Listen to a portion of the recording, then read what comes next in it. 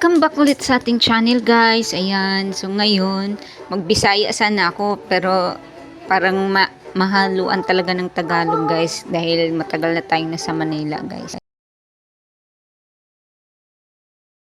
Banana. Sino gawa niyan? Ikaw. Anong ikaw? Mama? Yummy?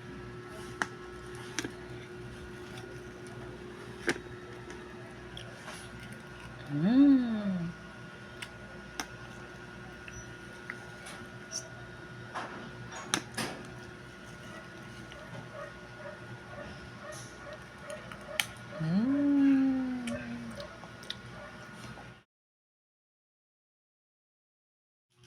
So, ayan guys, meron tayong saging dyan. Kahit anong klase ng saging po. And then, minamash po natin para po ilagay dun sa ating gagawing ice cream guys. So, and then po, whip na po ako ng cream dyan. Ayan, may cream po tayo. And then, may cake po iyan. Kahit anong klaseng cake po or mga cheesecake, ganun po.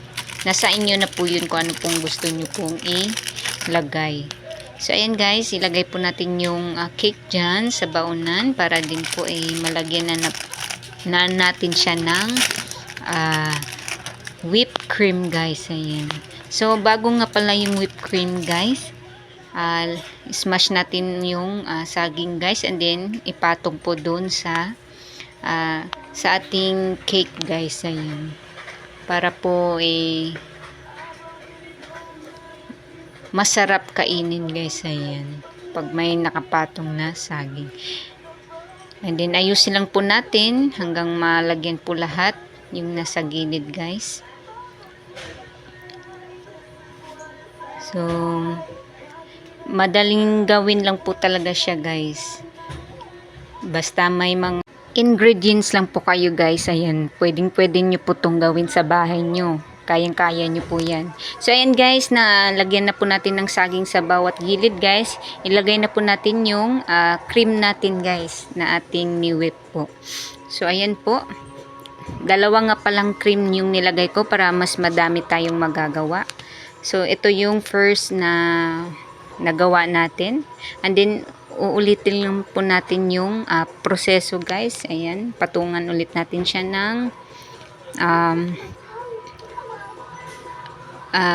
cake guys, ayan, at saka saging po, ayan.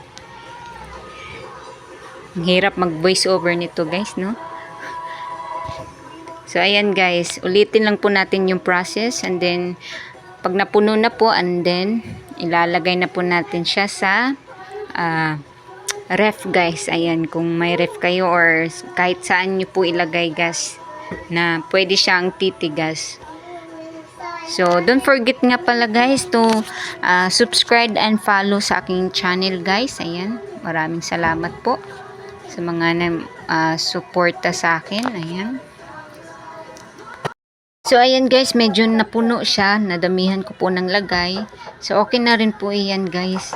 Kasi pwede naman po siyang matakpan pa. So, i-flatten lang po natin guys yung ating cake para magpantay po siya. So, ayan na guys. Ang ating first homemade na ice cream banana guys. Ayan. Lagay ko na po siya sa ref. 6 hours later. So ayan guys, tumigas na ang ating homemade ice cream guys. So tikman nga po natin kung ano po yung lasa niya. Kung success ba ang ating ginawa. Ayan po. So ayan, kaya-kaya nyo rin po itong gawin sa inyong bahay. At may 3 ingredients lang kayo na sulit sa budget nyo po. Ayan. So, medyo matigas nga po siya guys. So, wow. Ayan po ang ating saging at saka cake na nailagay. So, don't forget to subscribe guys again and follow to my channel for more videos po, and thank you for watching. Salamat.